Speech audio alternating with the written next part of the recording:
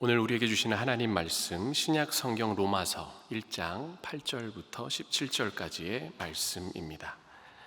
로마서 1장 8절부터 17절까지 말씀을 제가 받들어 읽도록 하겠습니다. 먼저 내가 예수 그리스도로 말미암아 너희 모든 사람에 관하여 내 하나님께 감사함은 너희 믿음이 온 세상에 전파됨이로다. 내가 그의 아들의 복음 안에서 내 심령으로 섬기는 하나님이 나의 증인이 되시거니와 항상 내 기도에 쉬지 않고 너희를 말하며 어떻게 하든지 이제 하나님의 뜻 안에서 너희에게로 나아갈 좋은 길 얻기를 구하노라. 내가 너희 보기를 간절히 원하는 것은 어떤 신령한 은사를 너희에게 나누어 주어 너희를 견고하게 하려 함이니 이는 곧 내가 너희 가운데서 너희와 나의 믿음으로 말미암아 피차 안위함을 얻으려 함이라. 형제들아, 내가 여러 번 너희에게 가고자 한 것을 너희가 모르기를 원하지 아니하노니 이는 너희 중에서도 다른 이방인 중에서와 같이 열매를 맺게 하려 함이로되 지금까지 길이 막혔도다. 헬라인이나 야만인이나 지혜 있는 자나 어리석은 자에게 다 내가 빚진 자라. 그러므로 나는 할 수 있는 대로 로마에 있는 너희에게도 복음 전하기를 원하노라. 내가 복음을 부끄러워하지 아니하노니 이 복음은 모든 믿는 자에게 구원을 주시는 하나님의 능력이 됨이라. 먼저는 유대인에게요 그리고 헬라인에게로다. 복음에는 하나님의 의가 나타나서 믿음으로 믿음에 이르게 하나니 기록된 바 오직 의는 믿음으로 말미암아 살리라 함과 같으니라. 아멘. 로마에 있는 그리스도인들의 믿음이 참 대단했나 봅니다. 오늘 본문 첫 구절 8절을 보면 바울이 그렇게 말하고 있지 않습니까? 여러분, 나는 무엇보다도 여러분의 믿음이 온 세상에 널리 알려지고 있기 때문에 예수 그리스도를 통해 내 하나님께 감사를 드립니다. 로마에 있는 그리스도인들의 신앙생활이 얼마나 견고하고 잘하고 있었으면 이렇게 소문이 자자했을까? 어떻게 이런 평가를 받았을까? 여러분 궁금하지 않습니까? 제가 국민학교 시절에는요, 학교에서 종이 성적표를 나눠줬습니다. 그걸 받아서 집에 돌아오던 시절이 생각나더라고요. 이메일 이런 게 아직 없던 시절이었고 휴대폰 이런 거 없던 시절입니다. 그래서 성적표가 종이로 나왔습니다. A, B, C, D, F 이런 게 아니라 수우미양가가 나오던 때였습니다. 저도 아직 그런 때에 국민학교를 다녔습니다. 그러니까 선생님이 손글씨로 수미양가를 써주던 그런 걸 받았었습니다. 근데 성적표가 나오는 날 항상 같이 나오는 게 있었는데 생활기록부를 같이 나눠줬던 게 기억이 납니다. 저는 그걸 받을 때마다 늘 똑같은 내용이 적혀 있었습니다. 국민학교 시절 내내 똑같은 내용. 선생님이 저를 보고 얘는 이런 애다 하고 적어서 보내는 거잖아요, 집으로. 여러분 거기 뭐라고 적혀 있었을까요? 매 학기, 매년 똑같습니다. 4글자인데 여러분 혹시 주의 산만. 네. 제가 그 어렸을 때는 가만히 있지 못하는 안절부절한 친구였거든요. 항상 뛰어다니고 장난치고 친구들 놀리고 종이 던지고 막 공부 빼고 다 집중하는 그런 스타일이었습니다. 매년 성실하게 그런 똑같은 생활기록부를 받아서 집에 가는 겁니다. 여러분 얼마나 성실하고 지조 있는 모습입니까? 근데 주의 산만이라는 이 4글자 옆에 항상 따라다니던 말이 하나 더 있었습니다. 오늘 이게 중요한 겁니다. 무슨 말이냐 하면 봉사활동할 때는 늘 앞장서서 한다. 이게 있었어요. 네. 교회에서 좀 목사님 그렇게 하시죠. 지금 이런 반응이신 것 같은데 여러분 저는 국민학교 시절에 거의 항상 봉사부장을 제가 맡아서 했습니다. 청소하는 거 좋아했고요. 쓰레기 잘 버리는 거 좋아했습니다. 저의 자랑 같은 거였습니다. 주의 산만한 아이였지만 청소할 때는 집중해서 깨끗하게 했습니다. 그래서 선생님이 학기 시작하면서 누가 봉사부장 할래? 이렇게 얘기하시면은 제가 항상 먼저 손을 들고 봉사부장을 하겠다고. 아무도 사실 청소를 안 좋아하잖아요, 학교에서. 근데 저는 그냥 그게 너무 좋았습니다. 반장, 부반장 이런 거 관심이 없어요. 수업 끝나고 조용히 혼자 청소하고 가는 걸 좋아했습니다. 그래서 제 친구들이 제가 하도 그러니까 그냥 나중에는 그러려니 했던 것 같아요. 청소는 제가 하는 거니까 그냥 내비두자. 일종의 저에게는 그게 평가가 되었던 것입니다. 자, 이제 여러분들께 질문을 드려보겠습니다. 오늘 저와 여러분 앞으로 우리 주님께서 천사들을 통해서 여러분의 신앙생활 기록부를 배달하신다면 거기에 뭐라고 쓰여 있을까? 주의 산만 이런 게 쓰여 있을까요? 봉사를 참 잘한다 이렇게 쓰여 있을까요? 여러분, 오늘 8절에 나온 것 같이 이 로마에 있는 그리스도인들이 받았던 그 한 주를 우리도 받을 수 있으면 얼마나 좋을까? 너희 믿음이 온 세상에 전파됨이로다. 다시 말씀드리지만 그 당시 로마의 그리스도인들은 평가가 엄청 좋았던 것 같습니다. 그들의 믿음에 대해 입소문이 퍼지기 시작한 겁니다. 주변 지역에도 그들의 소식이 막 뻗어져 나갔습니다. 뭘 어떻게 했길래? 그런 생각을 해봐요. 이 세상에서 부와 성공을 이룬 사람으로 알려지기보다는 이왕 알려질 거 이렇게 로마에 살았던 그리스도인들 같이 특출난 믿음을 가진 사람으로 세상에 알려지면 얼마나 좋을까? 그러고는 바울은 9절과 10절에서 이렇게 말씀합니다. 제가 세번역 성경으로 한번 다시 풀어서 읽어보겠습니다. 하나님은 내가 그 아들의 복음을 전하는 일로 충심으로 섬기는 분이시기에 내 마음속을 알고 계십니다. 나는 기도할 때마다 언제나 여러분을 생각하며 어떻게 해서든지 하나님의 뜻으로 여러분에게로 갈 수 있는 좋은 길이 열리기를 간구하고 있습니다. 이 대목에서 놀라운 점은 바울은 지금 실제로 자신의 서신을 누가 읽을지 모르는 상황에서 엄청 열심히 일하는 겁니다. 만나보지도 못했고 또 실제로 만날 수 있을지 없을지 확실하지 않은 불특정 다수를 생각하며 서신을 써내려가고 있고, 그들을 만나고자 여러 차례 노력했고 더 나아가 그들을 위해 지금 기도한다고 하는 겁니다. 누구인지 모르지만 그들을 마음에 품고 기도하고 있는 거예요. 그들과 어떻게든 소통하려고 노력하고 있습니다. 여러분, 이게 저는 너무 신기한 것 같아요. 왜요? 나는 내가 아는 사람한테도 이렇게 못하지 않나요? 어디서 이런 에너지가 바울은 나오는 것일까? 어떤 분이 그런 얘기를 하더라고요. 내가 관심 없는 거에 대해 열심을 다하는 거는 스트레스고, 내가 사랑하는 거에 열심을 다하는 건 그건 열정이다. 바울은 여러분 그럼 뭘까요? 이건 누가 봐도 열정인 겁니다. 복음을 전파하고 예수 그리스도에 대해 자신이 깨닫고 경험한 걸 로마에 꼭 가져가고 싶은 그 마음이, 이게 여러분 열정 아니면 도대체 무슨 단어로 표현할 수 있을까? 제가 이제 올해부터 작년까지 구지구 담당 목사를 하다가 올해부터 청년부를 맡아서 사역을 하고 있는데, 청년들을 요즘에 이제 자주 만날 거 아닙니까? 그럼 만나면은 똑같이 이런 얘기를 합니다. 목사님 피곤하세요? 목사님 기빨린 표정이세요? 이렇게 인사말이 됐습니다. 근데 여러분, 저는 진심으로 말씀드릴 수 있는 거는 너무 재밌어서 피곤한 겁니다. 지금 청년들보다 청년부를 제가 더 즐기고 있기 때문에 제가 제일 먼저 피곤해지는 거예요.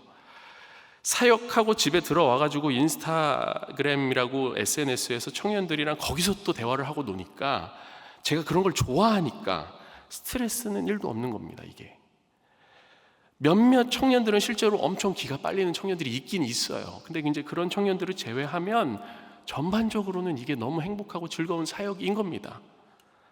여러분, 좋아하는 일을 할 때, 내가 사랑하는 사람들을 만날 때는 좀 오버해도 괜찮은 것 같아요. 왜? 열정을 갖고 내 몸을 혹사시키는 거, 이런 거는 좀 괜찮은 것 같습니다. 왜? 내가 사랑하는 일을 하는 거기 때문에. 언제 그런 기회가 오고 언제 그런 시간이 오겠습니까? 저는 지금 40대인데 제가 제 20대와 30대를 돌아보면은 가장 많이 내가 무엇인가를 얻었다, 가장 많이 배웠다고 생각했을 때는 제 자신을 어떠한 헌신의 도가니에 쏟아 부었을 때 제일 그런 걸 많이 경험했던 것 같습니다.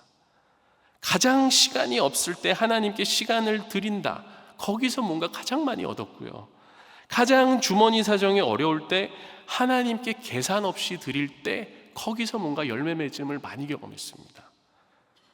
사람들은 그렇게 주변에서 얘기할 수 있어요. 적당히 하세요. 과도한 헌신은 나중에 후회를 불러옵니다. 근데요, 저는 제 짧은 삶만 돌아봤을 때는 그건 아닌 것 같습니다. 가장 헌신을 많이 했던 시기에 가장 귀한 열매들을 경험했고, 인생에서 가장 귀한 동역자들을 만나게 됐거든요. 그래서 저는 그 말을 믿습니다. 하나님께서는 순수한 열정을 갖고 쏟아붓는 자들에게 반드시 길을 열어주신다. 사랑하는 여러분, 오늘 이 예배하는 여러분의 신앙생활 기록부에 정말 그런 아름다운 것들이 많이 새겨지는 역사가 있기를 주님의 이름으로 축복합니다. 계속해서 바울은 11절에서 말합니다. 이처럼 내가 여러분을 간절히 만나려고 하는 것은 영적인 축복을 나눔으로써 여러분의 믿음을 강하게 하려는 것입니다. 이렇게. 여러분, 이 영적인 축복이 뭘까요? 도대체 바울이 나눠줄 수 있는 축복이 뭘까? 저는 그 해답이 우리 본문 12절과 15절을 보면 해답이 있다고 생각합니다. 12절에 뭐가 나오냐면 피차 안위함이라는 말이 나오고요, 15절을 보면 복음 전하기를 원한다는 말이 나옵니다. 여러분, 이 두 가지는 바울의 사역의 가장 중심에 있는 두 가지 사역이라고 볼 수 있습니다. 바울이 제일 잘하는 거, 바울이 제일 열정을 갖고 하는 두 가지 사역이 위로하는 사역이고 복음 전하는 사역입니다. 바울 자신도 이걸 알아요. 바울을 아는 사람들도 이걸 압니다.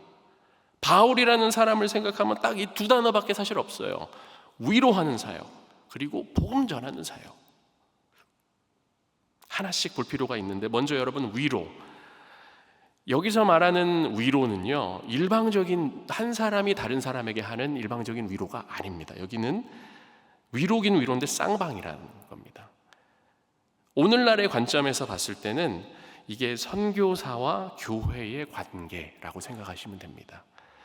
선교사는 어떻습니까? 교회를 통해 위로받습니다. 교회가 개척되고 성장하고 존립한다는 것 자체가 선교사에게는 당연히 위로가 됩니다. 특히 바울은 어떤 선교사입니까? 개척하는 선교사입니다. 교회가 유지된다는 것 자체가 그에게는 지금 위로인 거예요. 교회를 세우고 떠났을 때 이 교회가 존립한다, 계속 서 있다, 이거는 아주 좋은 소식인 겁니다. 그리고 그것 말고도 교회가 또 하는 일이 뭐가 있습니까? 그 교회 안에서 선교사님들을 양성해서 또 파송하는 일을 하고 있지 않습니까? 그래서 선교사님을 파송하고 또 물심양면으로 지원을 합니다. 그러니까 자신이 하고 있는 선교 사역이 계속 돌아갈 수 있게 해준다는 거예요. 이게 바울에게는 여러분 너무나 큰 위로입니다. 반대로 교회는 이 선교사님들을 통해서 위로받죠. 교회가 하고 있는 사역들이 교회만을 위한 사역이 아니라 하나님 나라를 위해 세계 곳곳에서 벌어지고 있구나, 선교 보고를 받지 않습니까? 선교사가 방문하여 교회가 어떻게 사랑을 전하고 있는지 확인시켜 줍니다.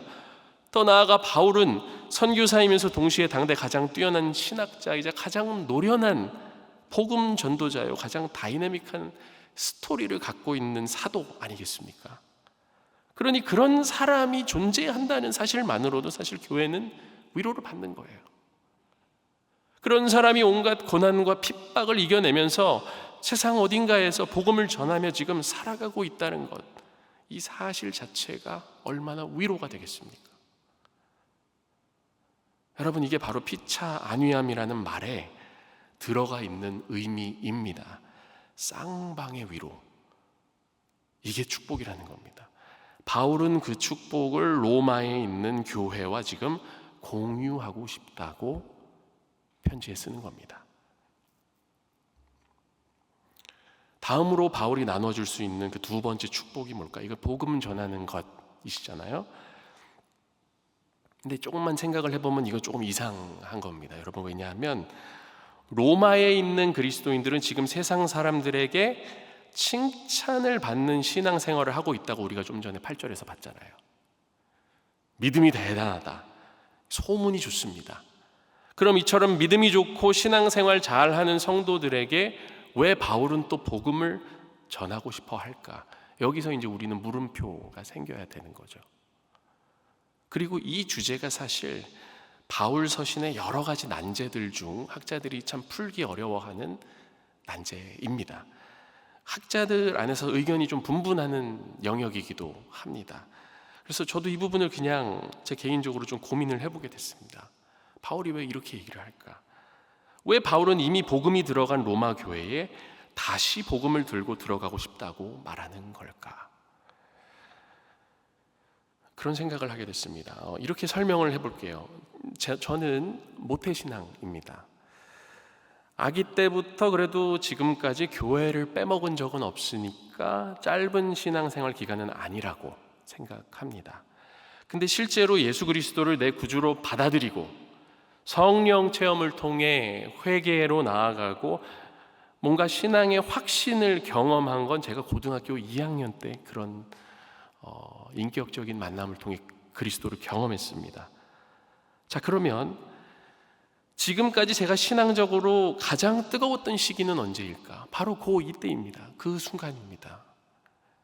사실 그때의 뜨거움으로 지금까지 버텨오고 있다고 해도 과언이 아닐 정도로 그 첫사랑의 순간, 그 첫 만남의 그 강렬함이 아직도 마음에 너무나도 잊을 수 없을 정도로 깊이 새겨져 있습니다. 근데 시간이 이렇게 흐르면서 어떤 일이 벌어졌을까요? 제 안에 어떤 일이 벌어지기 시작했냐 하면 복음이 식상해지는 겁니다. 찬양하고 이렇게 기도하는 게 너무 똑같은 걸 반복하니까 이제 식상해지는 거예요. 성경을 읽는 것보다 어떤 생각이 드냐 하면 세상 책 읽는 게 더 재미있고 폼난다. 이런 생각을 하게 되는 순간들이 중간중간 찾아왔습니다. 누군가의 차에 탔는데 거기서 찬양 소리가 들려오면은 뭐야, 이 식상하게 교회 다니는 거 지금 티내나? 이런 생각을 제가 어느덧 하고 있는 걸 느꼈습니다. 신학교 친구들이 너 찬양 집회 갈래? 노래방 갈래? 그러면 저는 이미 노래방 가서 제 18번을 찍고 있는 거예요. 그럴 정도로 식상해지고 너무 익숙해져서 멀어지는 거.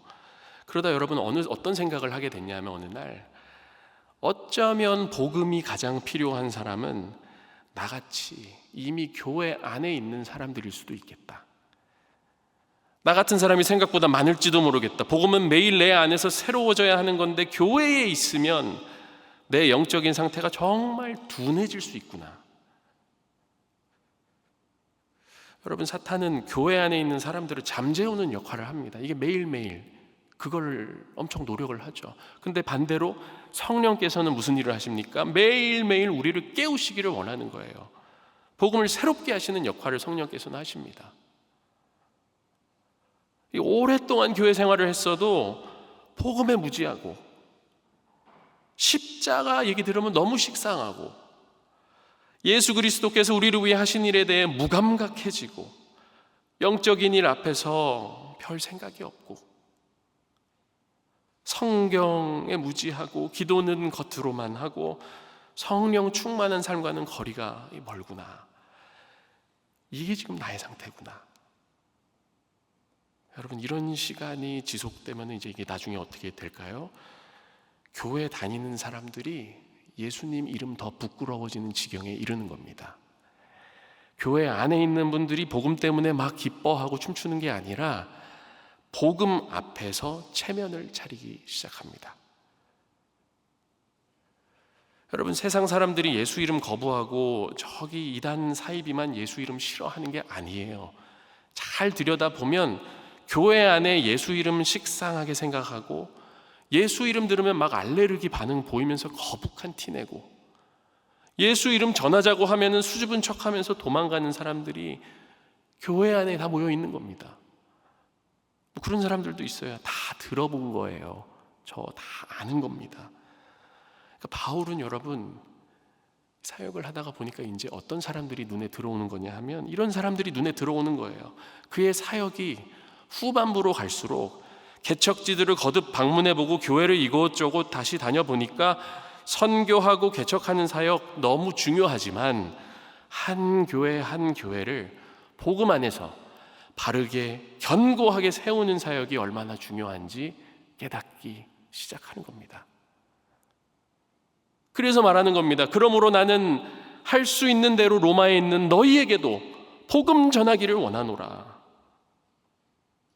바울이 로마 교회에 묻고 있는 겁니다. 여러분, 좋은 소식 들리는 거 들었습니다. 근데 여러분, 정말 날로 복음으로 새로워지고 있습니까? 매일매일 더 견고해지고 있습니까? 그러고는 우리가 너무 많이 들어서 외우기까지 하는 그 말씀을 요 다음 줄에 선포하는 겁니다. 내가 복음을 부끄러워하지 아니하노니 이 복음은 모든 믿는 자에게 구원을 주시는 하나님의 능력이 됨이라. 먼저는 유대인에게요 그리고 헬라인에게로다. 여러분, 복음을 듣고 또 듣는 걸 부끄러워하지 마십시오 라고 바울은 말하는 겁니다. 복음을 전하고 또 전하는 거 부끄러워하지 마십시오. 그걸 부끄러워하는 순간 넘어지는 겁니다. 그것이 식상해지는 순간 식어버리는 겁니다. 사랑하는 여러분, 복음이 오늘 예배하는 여러분 안에서 혹여나 어그러지고 또 식상한 것이 돼버렸다면, 때로는 부끄럽고 부담스러운 게 돼버렸다면 그 껍질을 깨고 나오는 역사가 있기를 원합니다. 그 틀에 갇혀있지 마시기 바랍니다. 성령께서는 복음을 통해 자유롭게 하시는 분이시지 부끄럽게 하시는 분이 아니라는 사실을 기억하는 여러분과 제가 되기를 원합니다. 오늘 본문을 딱 4단어로 요약해봤습니다. 열정, 위로, 복음, 그리고 다시라고 할 수 있겠습니다. 다 기억 못하셔도 오늘 요 4단어는 꼭 기억하시면 좋을 것 같아요. 열정, 위로, 복음, 그리고 다시. 우리가 교회에 나올 때마다 되새겨야 하는 중요한 단어들이라고 생각합니다. 하나님 아버지께서 우리 안에 열정을 새롭게 해주시기를 원합니다. 또 우리가 서로에게 위로가 되고 동역하는 역사가 우리 교회 안에서 더욱더 많이 이루어지기를 원합니다. 그리고 2000여 년 전 그 바울이 전했던 예수 그리스도 그 복음이 오늘 내 안에서 또 다시 새로워져서 나를 견고히 하고 또 우리 교회를 견고히 하는 역사로 이어지기를 원합니다. 이런 귀한 역사가 오늘 이 주일 저녁 예배로 닿는 여러분과 저의 삶 가운데 있기를 주님의 이름으로 축복합니다. 기도하겠습니다. 사랑의 하나님 아버지, 바울의 복음을 향한 열정과 교회를 견고히 하는 사역에 감탄할 수밖에 없습니다. 이러한 사명과 야성을 우리에게도 허락하여 주시고 식상함과 익숙함의 올무에서 벗어나 복음의 능력을 날로 새롭게 체험하게 하옵소서. 우리 각자의 신앙 생활 기록부에 열정과 위로와 복음의 흔적들이 거듭 새겨져 아름답게 기록되게 하시고 그로 인해 주님의 영광만이 드러나게 하옵소서. 예수 그리스도의 이름으로 기도합니다. 아멘.